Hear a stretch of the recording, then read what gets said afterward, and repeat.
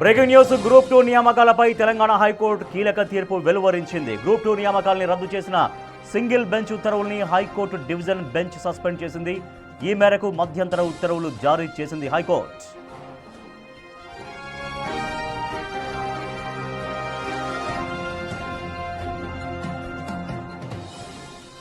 Group 2 నియామకాలపై Telangana high court కీలక తీర్పు వెలువరించింది.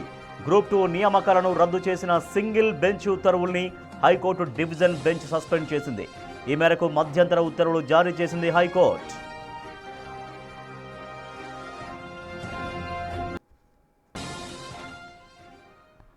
హైకోర్టు డివిజనల్ బెంచ్ తీర్పుకు సంబంధించి మరింత సమాచారాన్ని మా ప్రతినిధి సురేష్ అందిస్తారు. సురేష్,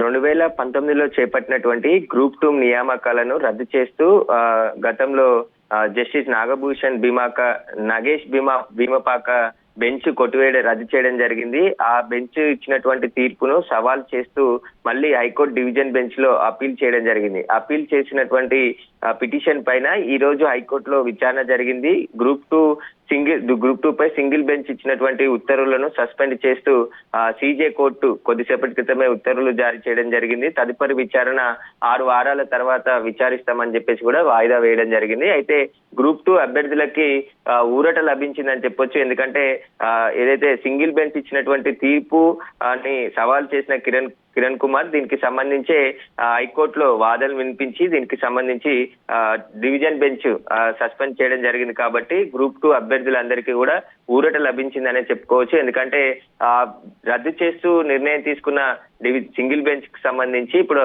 డివిజన్ బెంచ్ రద్దు చేస్తూ ఆదేశాలు జారీ చేయడంతో వారిక ఊపిరి పీల్చుకున్నట్టే అని చెప్పొచ్చు. Right, thank you Suresh.